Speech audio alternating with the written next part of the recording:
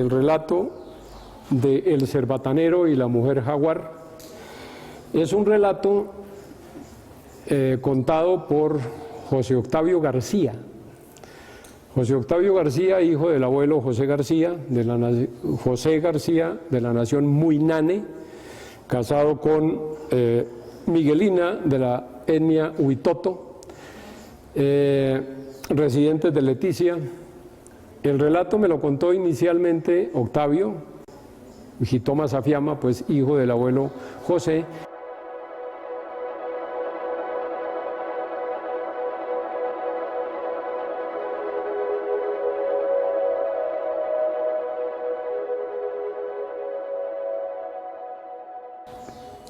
Había un cazador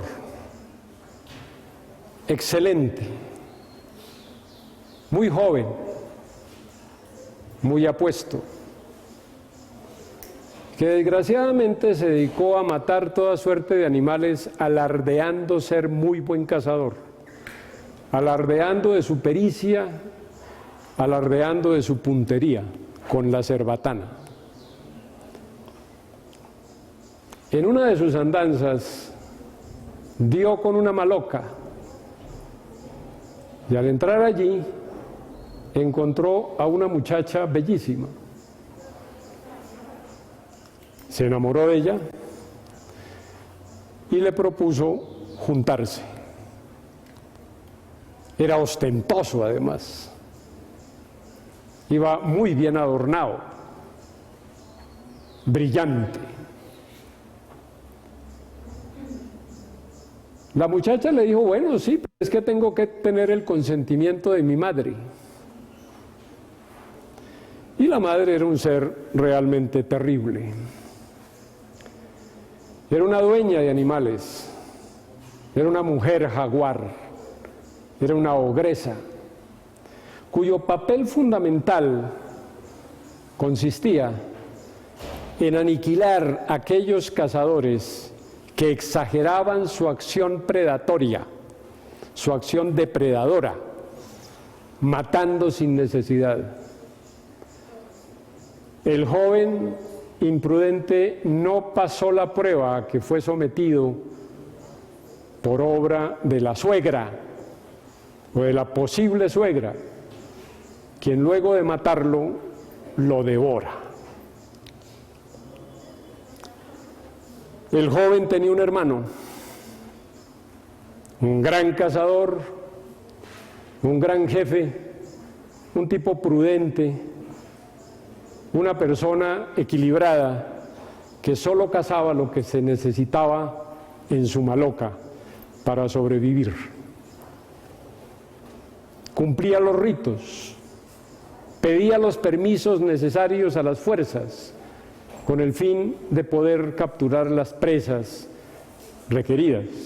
Nunca exageraba, era perfectamente equilibrado. Y era un gran cazador además.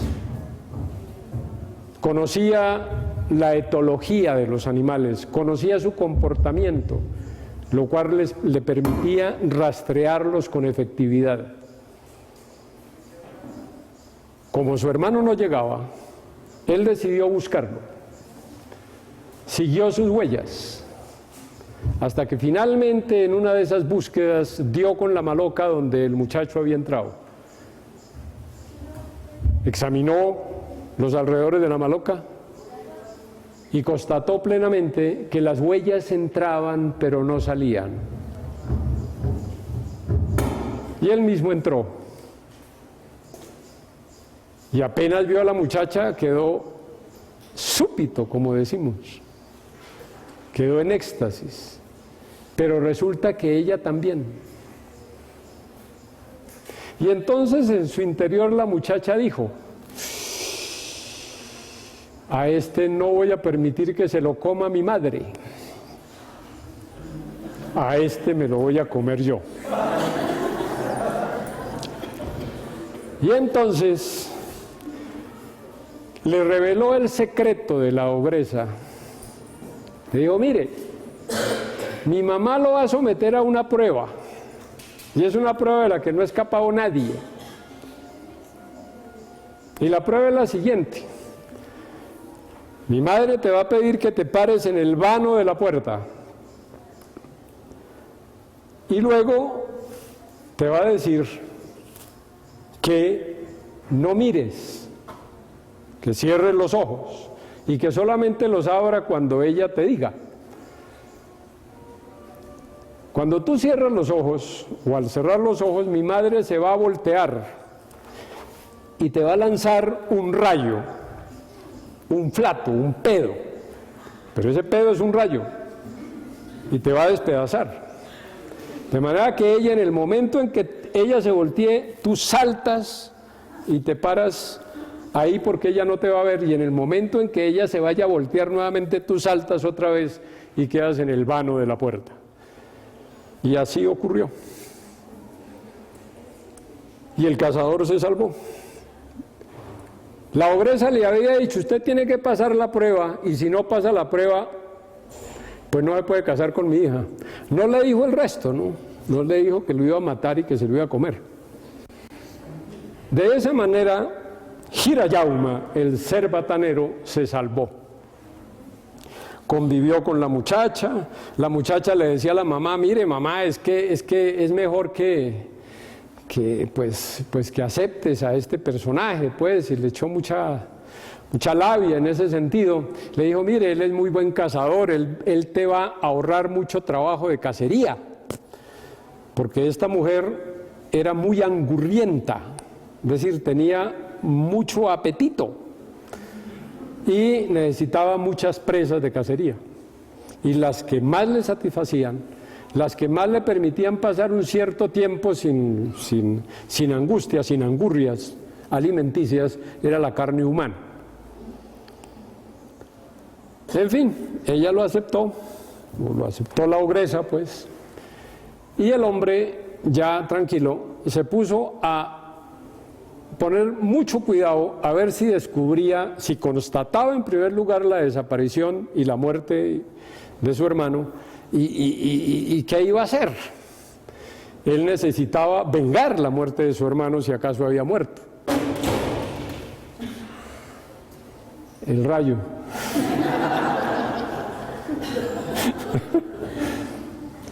El hecho es que en la Maloca había un pájaro, una mascota. Y la mascota, cuando intentaba cantar, las dos mujeres, la mamá y la hija, siempre le arrojaban algo y lo insultaban para que no hablara. Y el pájaro comenzaba a cantar, el hermano de... y le tiraban algo y entonces se callaba. Entonces el Hirayauma dijo, esto está sospechoso, ¿yo cómo hago para permitir que el pájaro cante? Si me han ordenado a mí también hacer tal cosa y nunca se distraen, y yo siempre estoy o fuera de la Maloca en cacería, o cuando ellas están acá, pues no puedo hacer nada porque nunca me dejan solo. Entonces, ¿qué hago? Entonces esa noche, o una noche, resolvió utilizar trucos mágicos y le infundió un sueño profundo a las dos mujeres. Y ya cuando estaban dormidas, el pájaro empezó a cantar y cantó. Del hermano de Hirayauma, la cabeza está debajo de la olla. Entonces Hirayauma fue a ver el gran mollo donde se cocina la gente, y al voltearlo, al ponerlo hacia arriba, encontró no solamente la cabeza de su hermano, sino muchas otras cabezas de las víctimas que habían sido pues muertas por la mujer ogresa y devoradas por ella.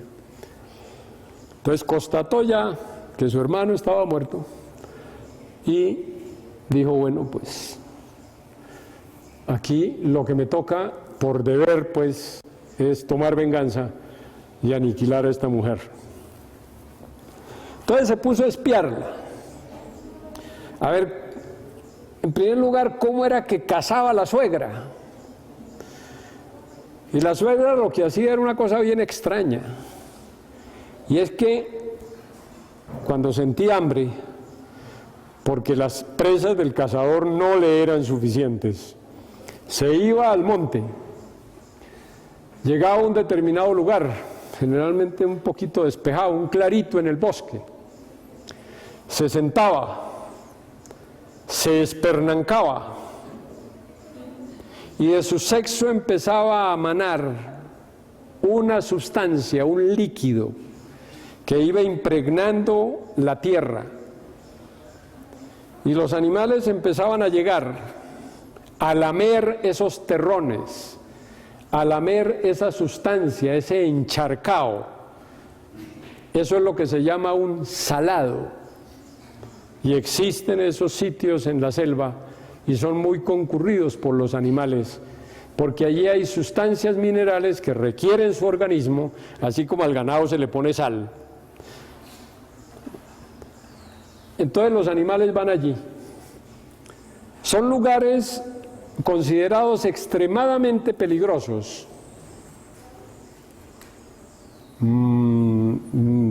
ritualmente, religiosamente, porque son puntos en que las fuerzas están allí como muy concentradas. Son los ámbitos de alimentación, de potenciación de la fauna, y esos ámbitos son especialmente protegidos por los dueños de la naturaleza, por los dueños míticos, como esta mujer que era una dueña de animales. Entonces los animales llegaba por ejemplo una danta, la mujer la agarraba, la mataba y se la comía de 3 bocados. Llegaba un venado y le servía para 2 bocados. Llegaba un puerco y le servía para 1 bocado, y así sucesivamente con los animales. Y cuando ya estaba llena se iba. Entonces el cazador dijo, ajá, ya sé dónde está el poder de Judobariño, que es como se llama esta mujer terrible, esta ogresa, esta dueña de animales. Los dueños de animales, además que protegen a los animales, también se alimentan de ellos, porque requieren mantener su fuerza como cualquier dios que pide sacrificios para poder mantener el orden, para poder mantener el cosmos. Los dioses piden sacrificios, todos, inclusive los que se consideran omnipotentes, y si no, ¿para qué los piden? Piden que los alimenten. Allá Caín y Abel le hacían sacrificios, y el Dios se disgusta mucho con Caín porque le ofrecía guayabas pichas, mientras que el otro sí le ofrecía cosas buenas. Entonces, todos los dioses necesitan que los alimenten. Los más exigentes de todos piden gente, porque la gente es lo mejor que hay para sacrificar. Eso perdura en el cristianismo, ese concepto de que lo mejor que hay para sacrificarle al Dios es la propia gente. Y por eso el Dios sacrifica a su propio hijo. Terrible eso, espantoso, absurdo, pero en fin, así son las cosas. Bien, el hecho es que Hirayauma se da cuenta y dice, bueno, yo tengo que matar a la ogresa, ¿cómo lo hago? Entonces un día le dice a las 2 mujeres, mire, yo me voy a tener que quedar acá hoy, preparando buen veneno, porque ayer le disparé a varios animales y resulta que no pude matarlos. El veneno está flojo, y ustedes tienen que estar fuera de la casa, porque con mujeres aquí dentro de la casa no puedo preparar el veneno porque se puede dañar. Entonces, bueno, lo dejan. Pero eso sí, le dicen, cuidadito con moverse de donde está, porque claro, si se mueve puede ir a buscar la cabeza y la encuentra. Entonces, no, usted se queda ahí quieto, y le echan ceniza alrededor para constatar por las pisadas que pueda dar y por las huellas que pueda dejar en la ceniza, si él se ha levantado o no. Se queda ahí, y él obviamente se levanta. Es cuando logra hacer que el pájaro cante, y ahí en ese momento es que constata plenamente. El hecho es que una vez que constata y todo lo demás, pues entonces ya sabe cómo proceder. Pues ocurre la acechanza de la ogresa. Él va allá, se anticipa, antes de que la ogresa llegue, él ya está puesteándola, es decir, atalayándola. Cuando la mujer llega y se sienta y abre las piernas, él le dispara dardos hasta que le da en el centro, o sea, en su propio sexo, y de esa manera la mata. En ese momento todo se conmociona, hay tempestad, hay huracán, y la esposa de Hirayauma se da cuenta que algo terrible ha pasado y sospecha de algo le debió pasar a la mamá, porque hay una protesta cósmica por la muerte de la mujer jaguar, que es una dueña de animales, que es una entidad divina de la naturaleza, hecha pues opuesta para defender a los seres naturales. Por eso todo se conmociona. Entonces va rápido a la maloca, entra, examina y ve que Hirayauma se ha movido, pues lo regaña. Y él le dice, no, mire, lo que pasa es que aquí entró un pajarito y yo le disparé, un colibrí, yo le disparé, mire, aquí está el cuero del pajarito, mire. El cuero era el cuero del rostro de la mamá, la piel del rostro de la mamá que él lo había arrancado y que tenía pinturas. Y eso fue lo que le mostró a su mujer. Le dijo, no, mire, no, yo no he tenido nada que ver, no, su mamá seguramente estará por allá lejos, en fin, buscando cacería.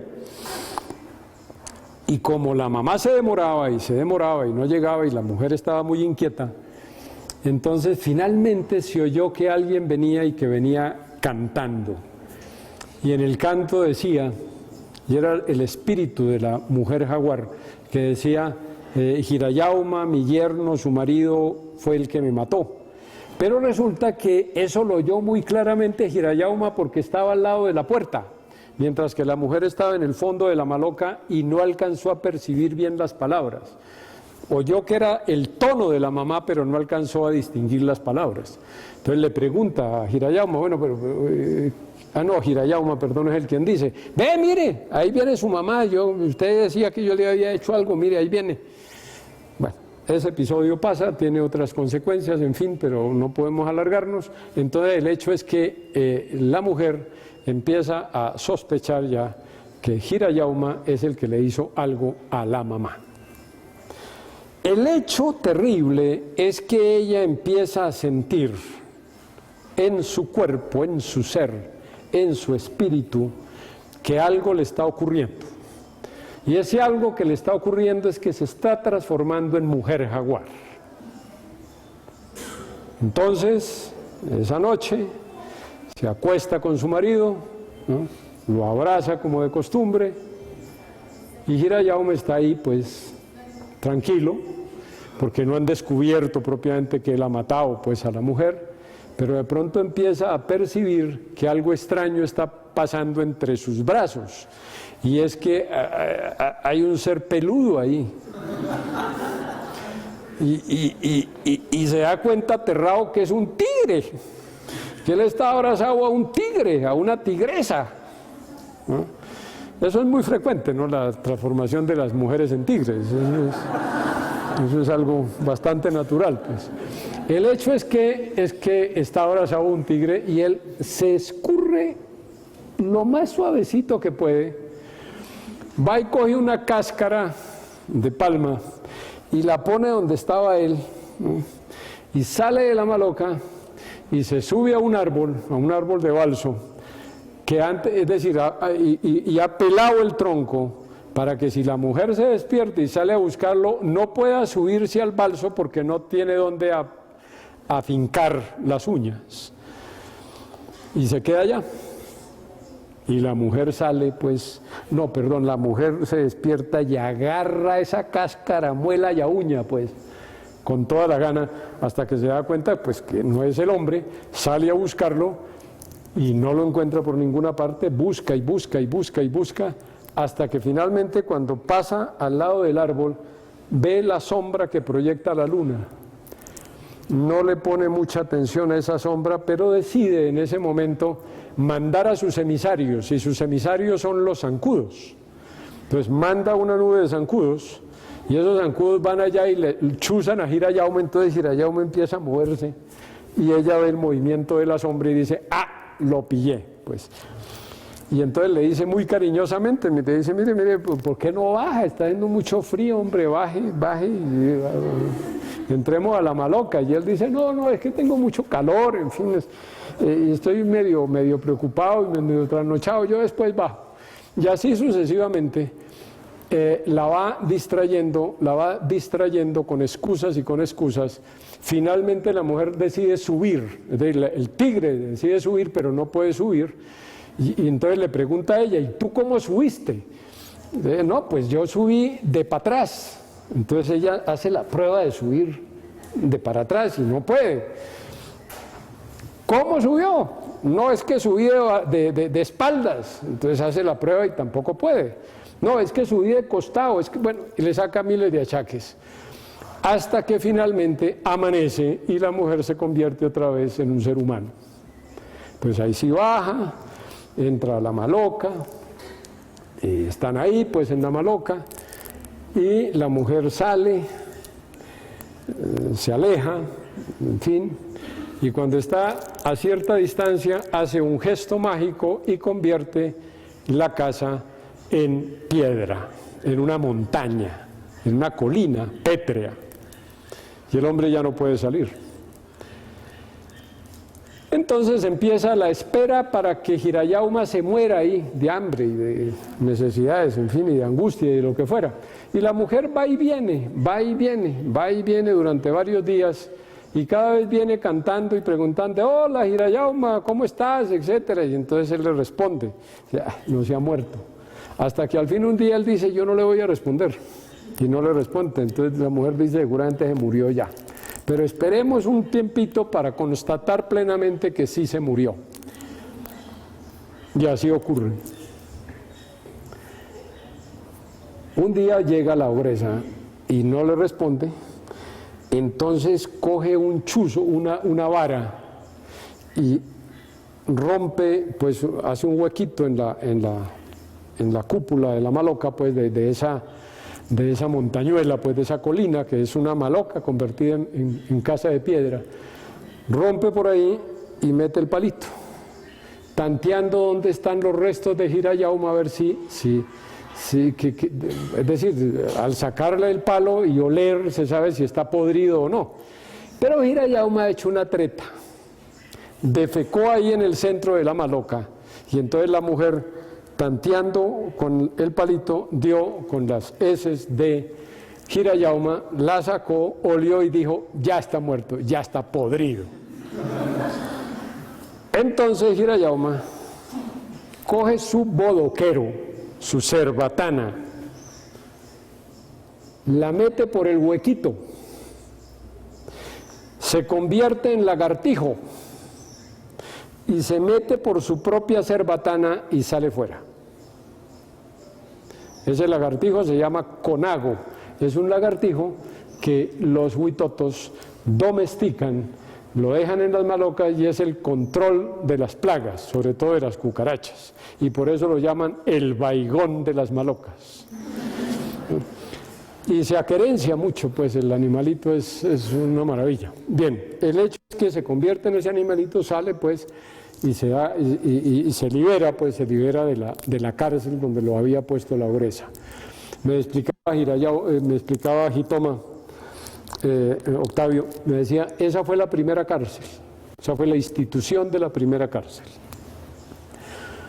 Bueno, entonces, ¿qué sigue? La mujer, es decir, Hirayauma queda arriba, se convierte en un picaflor y sale volando diciendo, a Hirayauma nadie lo apresa. Si de pronto se hubiera quedado callado hubiera podido escapar, pero se pone a alardear de que está libre, la mujer se da cuenta, lo persigue ya como tigre porque ya se puede volver tigre incluso de día. Entonces ya está tomando una posesión mayor de su tigridad. Y lo persigue, le manda manotazos, pero no lo logra agarrar, hasta que finalmente dice, bueno, que se vaya, y le manda un ventarrón. le manda un huracán y hace caer al picaflor. El picaflor ya no se puede volver otra vez a convertir, Hirayauma ya no se puede volver a convertir en picaflor y tiene que irse a pie y va escapando. Entonces la mujer le da la orden, como es dueña de los animales, le da la orden para que todos los animales colaboren deteniendo de alguna manera, trancándole la huida a Hirayauma. Y así lo propone, pues la ordena, dice, ese es el matador de Judobariño, el que le hacía tanto bien a los animales, etcétera. No le nombra que se los comía, por supuesto.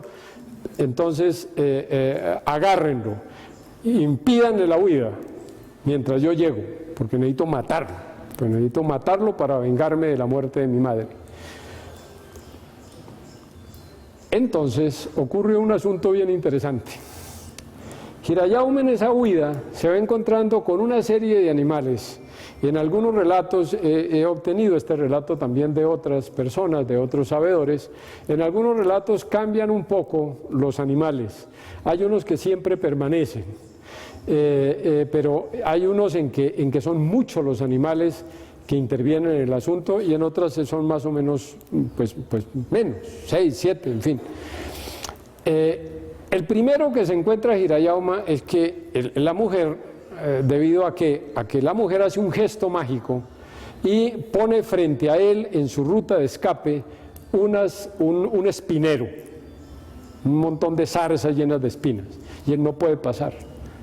Entonces ve que una culebra sí puede pasar por debajo de las espinas y entonces le dice, hola tío culebra, ¿por qué no me ayuda a pasar al otro lado? Ah, no, porque usted me mataba cuando estaba bien y ahora ¿por qué lo voy a ayudar? No, es que si me ayuda yo le doy un regalo, un buen regalo. Y la culebra dijo, bueno, si me da un regalo, ¿por qué no? Si lo hacen los congresistas, ¿por qué yo no? Pues entonces... incumple la orden de la ogresa y lleva a Hirayauma sobre su lomo, lo hace pasar el espinero y listo, y Hirayauma cumple su palabra y le regala la cerbatana.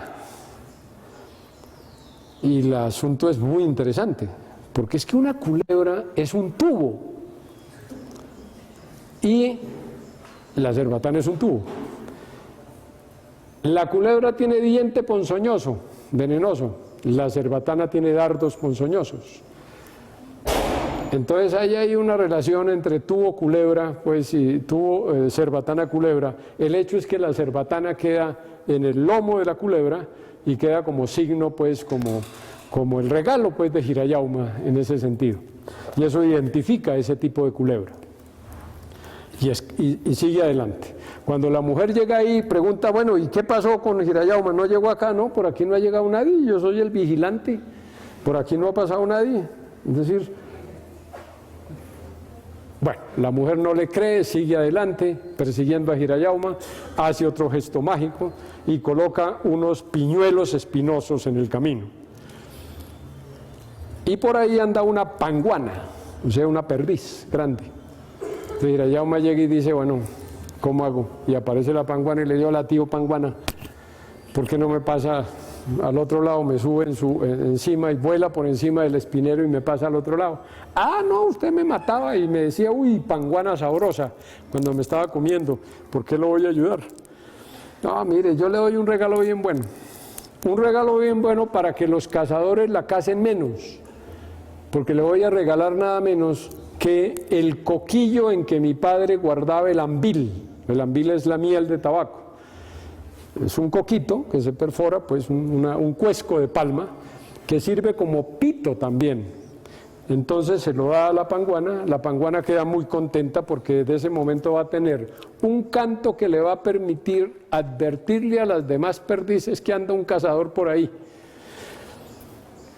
Pasa a Hirayauma al otro lado, recibe su regalo, Hirayauma escapa, sigue en su huida y se encuentra luego con otra dificultad muy grande, y es que la mujer ha hecho un gesto mágico y ha colocado frente a él una muralla de bambas. Las bambas son esos como arbotantes, es decir, tenemos aquí el árbol y aquí le salen unas especies como de tablas, de raíces tabloides, que le permiten estabilizarse, porque en esos terrenos que son tan arcillosos, un árbol muy alto necesita esos arbotantes para poder crecer 30 o 40 metros. Esos arbotantes son los mismos que se utilizan, por decirlo así, en las iglesias, en las catedrales góticas, que son esas cosas que salen pues, de la nave principal para servir de apoyo y para que no se derrumbe la construcción. Bien, entonces pone una muralla de eso. Llega Hirayauma y no puede pasar. Entonces de pronto ve a un caracol que está por ahí subiendo esa bamba y que ya casi va a terminar pues de pasar, y le dice: hola, tío caracol, ayúdeme, mónteme en su lomo y páseme al otro lado. Y así lo hace el caracol, a cambio de que, a cambio del mejor regalo del mundo. Resulta que el caracol era liso, tenía el casco liso, o sea, como una almeja pues. Y nada menos que Hirayauma le regala el signo con que su padre hizo la creación, que es la espiral. Y desde entonces el caracol luce orgullosísimo el signo de la creación. Sigue su vida y se encuentra con otro problema, y es que hay un río que tiene que atravesar, pero un río chiquito, y allí la mujer le ha dado orden a las hormigas, unas hormigas terribles con unas tenazas complicadas, para que lo detengan. Y entonces llega Hirayauma y las hormigas están pescando. Y las hormigas pescan de una manera muy chistosa. Y es que cogen y como anzuelo utilizan un palito y le ponen ahí unas hojitas y todo lo demás y lo tiran al agua. Y Hirayauma dice: pero ¿cómo van a pescar ustedes con eso? Ayúdenme a detener a la que me está persiguiendo, ¿no? Y yo les regalo un anzuelo de verdad. Y entonces Hirayauma le regala un anzuelo, ¿no? Y esos son los anzuelos que ahora tienen esas hormigas, que son unas tenazas enormes, ¿no? Y lo que hacen las hormigas es, cuando llega la ogresa, tirarle encima pues los anzuelos y decir: uy, mire, le enganché una oreja, uy, mire, le enganché la nariz, uy, mire, le enganché una teta, uy, mire, le enganché la vulva, uy, mire, le enganché el trasero, etcétera. Y así la van deteniendo hasta que Hirayauma escapa. Finalmente, pues hay muchos animales, como les digo, que ayudan a Hirayauma, ¿no? Y finalmente llega a un río, y ese río pues él no lo puede pasar, es supremamente ancho, y dice: ¿y ahora qué hago? Aquí sí hay un problema grave. Entonces ve por ahí al caimán. Hola, tío caimán, ayúdeme a pasar al otro lado. Y el caimán le dice: no, usted cada vez que me veía me decía: uy, animal feo, y me escupía. ¿Y por qué yo lo voy a pasar al otro lado? No, mire, yo le hago un buen regalo. El caimán consiente y finalmente pues lo pasa al otro lado, y ese es el límite de poder de la ogresa. La ogresa no puede pasar ese río. Hirayauma termina de pasar y le da como regalo al caimán nada menos que el banco de contar historias de su padre, y se lo coloca en la cabeza. Muchas gracias.